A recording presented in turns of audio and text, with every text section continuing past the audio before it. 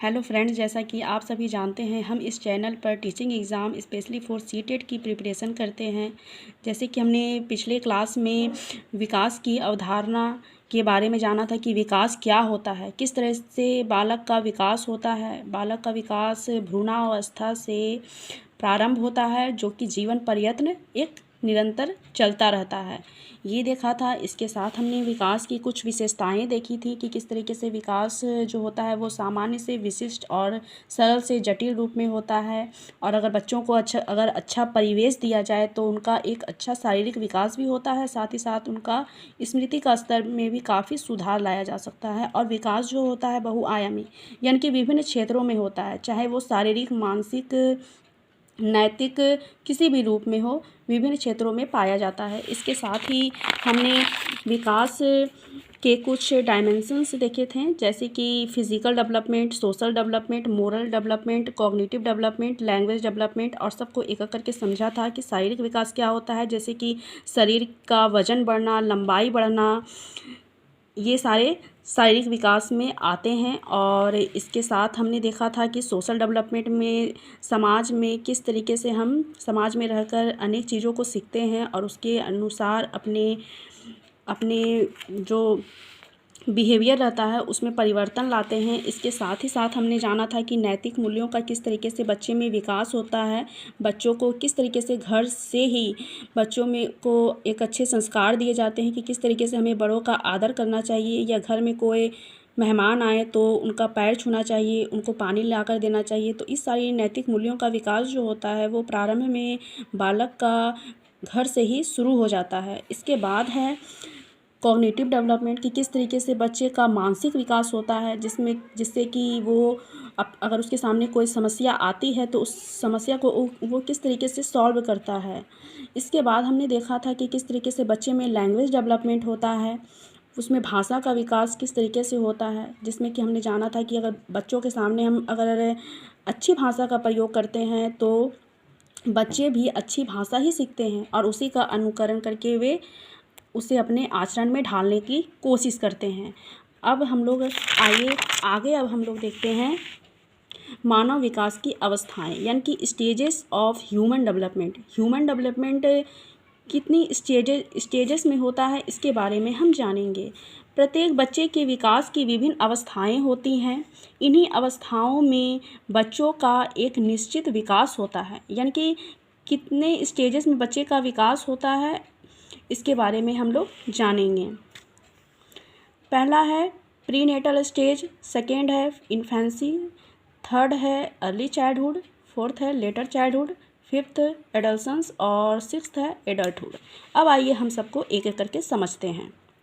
Prenatal stage, यह अवस्था गर्भधारण से लेकर जन्म काल तक की अवस्था होती है। माता के रजकण यानी कि डिम्ब, ओवम तथा पिता के शुक्राणु स्पर्म का जैसे ही निषेचन होता है वैसे ही विकास प्रारंभ हो जाता है। यानी कि जैसे ही पिता के रजकण और माता के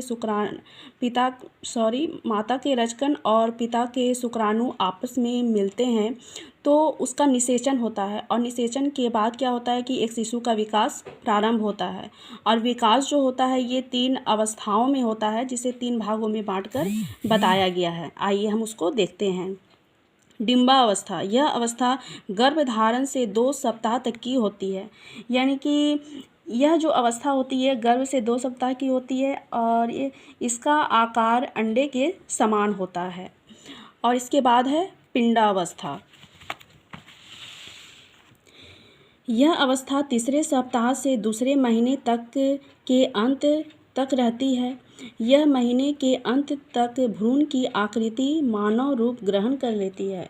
यानी कि 2 महीने के अंत तक क्या होता है कि जो भ्रूण होता है वो एक मानव की आकृति को प्राप्त कर लेता है। इसी में बच्चे का त्वचा, बाल, फेफड़ा, सांस नली आदि का विकास भी होना शुरू हो जाता है। और इसके बाद है भ्रूणावस्था। यह अवस्था 2 महीने से 9 माह तक की रहती है।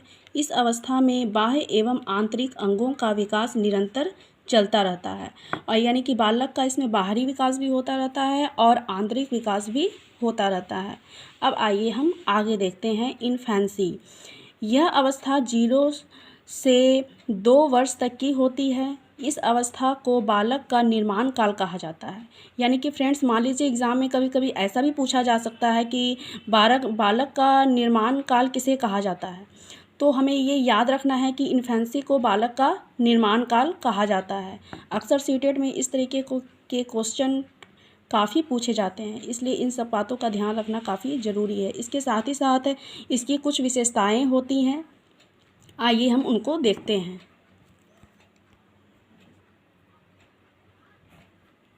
शारीरिक विकास की तीव्रता, यानी कि जब बच्चा शैशवावस्था की स्थिति में होता है तो उसमें शारीरिक विकास जो होता है वो काफ़ी तेज़ गति से होता है, और उसमें मानसिक विकास भी तेज़ी गति से होता है। दूसरों पर निर्भरता की अवस्था शैशवावस्था होती है। सीखने की तीव्रता शैशवावस्था होती है। दोहराने की प्रवृत्ति शैशवावस्था में होती है। स्वप्रेम की भावना शैशवावस्था में होती है। तो ये जो पॉइंट है ये काफ़ी इंपॉर्टेंट हो जाते हैं, क्योंकि कभी कभी एग्ज़ाम में इनसे भी क्वेश्चन आ जाते हैं कि सीखने की प्रवृत्ति किसी बालक में किस अवस्था में सबसे अधिक होती है। तो इसलिए इन सभी पॉइंट को एक छोटे छोटे पॉइंट में मैंने इंक्लूड किया है ताकि आपको समझने में कोई दिक्कत ना हो। अब आइए हम आगे देखते हैं। अर्ली चाइल्डहुड, यह अवस्था 2 से 6 वर्ष की तक की अवस्था होती है। इस अवस्था में बालक में अनेकों परिवर्तन होते हैं। पूर्व बाल्यावस्था बालक की टोली पूर्व अवस्था कहलाती है। यानी कि ये जो अवस्था होती है ये टोली पूर्व यानी कि गैंग एज की पूर्व की अवस्था होती है। ठीक है, कभी कभी एग्ज़ाम में ऐसा भी क्वेश्चन पूछा जा सकता है कि टोली पूर्व अवस्था कौन सी होती है। तो हम लोग को इस बात का ध्यान रखना है कि अर्ली चाइल्डहुड जो होती है वो टोली पूर्व की अवस्था होती है, और इस अवस्था में बालक का जो भाषा विकास होता है वो काफ़ी तेज़ गति से होता है। अगर इस अवस्था में बच्चे को अगर हम फ्रेंच भाषा भी सिखाने की अगर प्रयास करें ना, तो वो बहुत ही साधारण तरीके से वो उसको सीख सकता है। इतनी उसमें भाषा डेवलप करने की जो क्षमता होती है वो काफ़ी तीव्र होती है। अब आइए हम आगे देखते हैं।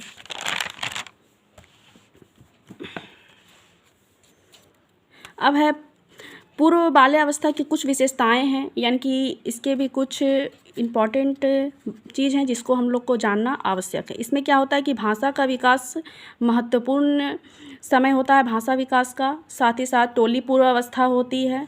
जीवन के विकास का एक महत्वपूर्ण समय होता है। मानसिक विकास इसमें तेज़ी से होता है। खिलौने की अवस्था, तो फ्रेंड्स कभी कभी एग्ज़ाम में ये भी देखने को मिलता है कि खिलौने की अवस्था किसे कहते हैं। तो हमें ये याद रखना है कि हमें इन बातों को याद रखना है ताकि एग्ज़ाम में हम कहीं भी फंसे नहीं, आराम से हम क्वेश्चन को क्लियर कर लें। अब आइए हम आगे देखते हैं लेटर चाइल्डहुड।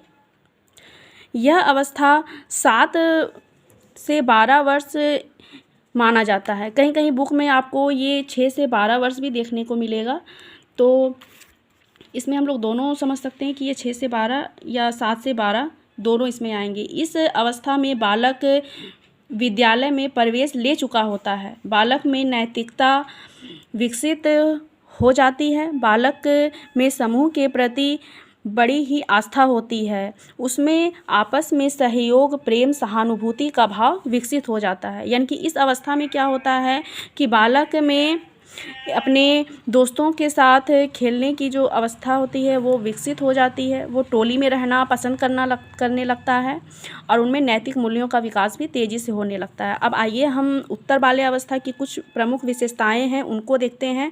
इसे टोली अवस्था भी कहा जाता है। तो एग्ज़ाम में कभी कभी क्वेश्चन इस तरीके से भी पूछे जा सकते हैं कि टोली अवस्था किसे कहा जाता है। तो हमें ये ध्यान रखना है कि उत्तर बाल्यावस्था यानी कि लेटर चाइल्डहुड को हम लोग टोली अवस्था भी कहते हैं। दोस्तों के साथ रहना ज़्यादा बच्चा पसंद करता है, और बच्चे में सामाजिक गुणों का विकास होता है, नैतिक गुणों का विकास होता है। सामूहिक खेलों में बच्चा रुचि लेता है। और उत्पाती अवस्था यानी कि बच्चा अगर कोई चीज़ उसको मना कर दिया जाए तो चीखेगा, चिल्लाएगा। तो इस तरीके की जो अवस्था होती है वो उत्तर बाल्यावस्था में पाई जाती है। इस तरीके से हम देखते हैं कि इस अवस्था को जो एरिक्सन हैं इन्होंने इसे इंडस्ट्री वर्सेस इन्फ्योरिटी भी कहा है, और फ्रायड ने इसे लेटेंसी स्टेज कहा है। तो हम लोग जब एरिक्सन की थ्योरी या फ्राइड की थ्योरी को जब पढ़ेंगे तो इसे क्लियर से जानेंगे। अब आइए हम आगे देखते हैं एडोलसेंस। इस अवस्था को जीवन का संधि काल कहते हैं। यह अवस्था 12 से 18 वर्ष के बीच की अवस्था होती है। इस अवस्था में विपरीत लिंग के प्रति आकर्षण होता है, यानी कि किशोरावस्था में क्या होता है कि बालक जो होता है वो विपरीत लिंग के प्रति आकर्षित होना शुरू हो जाता है। ठीक है, अब आइए हम इसकी कुछ प्रमुख विशेषताएं हैं उसको जान लेते हैं। इस अवस्था में कहा जाता है कि नया जन्म काल किसे कहा जाता है, परिवर्तन का काल, दबाव, तूफान, संघर्ष एवं तनाव का काल, इसे स्टैनली हॉल ने कहा है। तो फ्रेंड्स, इसे ध्यान में रखना काफ़ी इम्पॉर्टेंट हो जाता है, क्योंकि कभी कभी एग्ज़ाम में ऐसे भी पूछे जाते हैं कि ये दबाव, तूफान, संघर्ष एवं तनाव का काल किसने कहा है। तो कभी कभी इसमें दे दिया जाता है कि मान लीजिए पियाजे ने कहा है, वाइगोत्स्की ने कहा है या स्टैनली हॉल ने कहा है। तो इस तरीके से ऑप्शन दे करके आपसे क्वेश्चन पूछे जा सकते हैं। तो इन छोटी छोटी चीज़ों को ध्यान रखना काफ़ी इम्पॉर्टेंट है। इसके बाद है जीवन का सबसे कठिन काल, इसे किसने कहा है, तो किलपैट्रिक ने कहा है। विशिष्टता की खोज का समय, जीवन का स्वर्ण काल, गोल्डन एज किसे कहा जाता है। ये भी क्वेश्चन अक्सर एग्ज़ाम में देखने को मिलते हैं कि गोल्डन एज किसे कहा जाता है। तो फ्रेंड्स, हमें ये